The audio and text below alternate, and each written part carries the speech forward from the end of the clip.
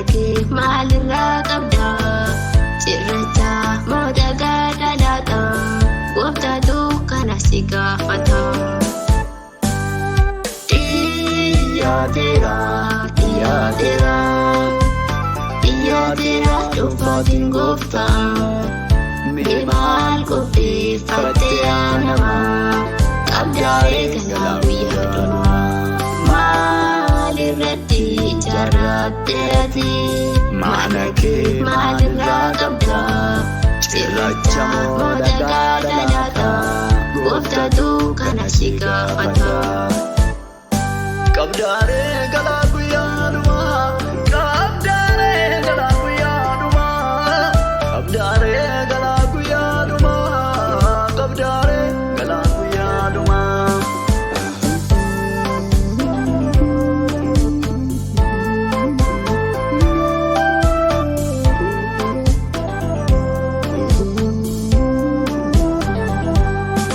Waamicha itti waamamtee raawwattee mukarraa tambistee hojiin kee ilaalamuuf jira of madaalii maal hojjette Yesuus gaafa deebi'ee dhufu gaariifaa madda baasa ati maal of harkaa qabda mee mul'isi kaafirisa. Waamicha itti waamamtee raawwattee mukarraa tambistee hojiin kee ilaalamuuf jira of madaalii maal hojjette Yesuus gaafa deebi'ee dhufu gaariifaa madda baasa ati maal of harkaa qabda mee mul'isi kaafirisa. Iyyaatera dhufaatiin gooftaa mee maal qopheeffattee namaa qabdaa'ee kanaa guyyaa dhumaa maalirratti ijaarrattee ati mana kee maalirraa qabda cirracha moodagaa dhalaata gooftaatu kana si gaafata.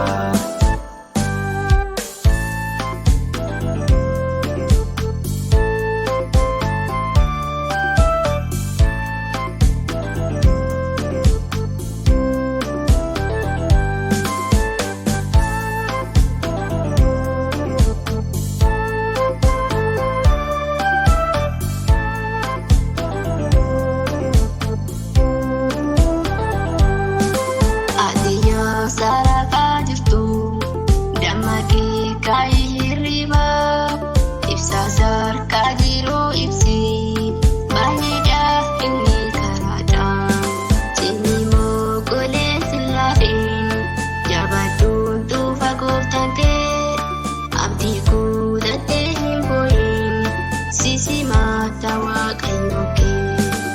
Adiyyaa sarafaa jirtu dammaqii kaayii hirriba ibsaa sarkaa jiru ibsi baay'eedha inni karaadha cinni mogolee sillaafin jabaadduun dhufa gooftaan kee abdii kutattee hin boo'in sisimaata waaqayyo kee.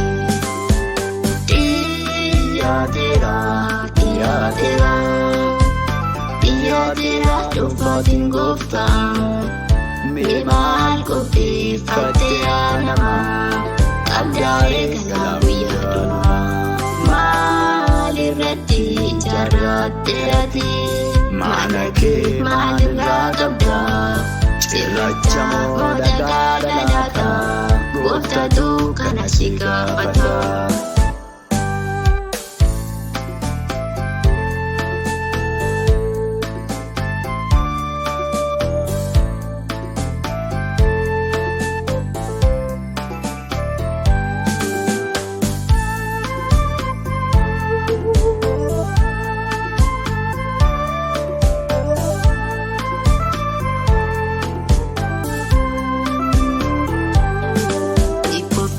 Sabaaf neeganne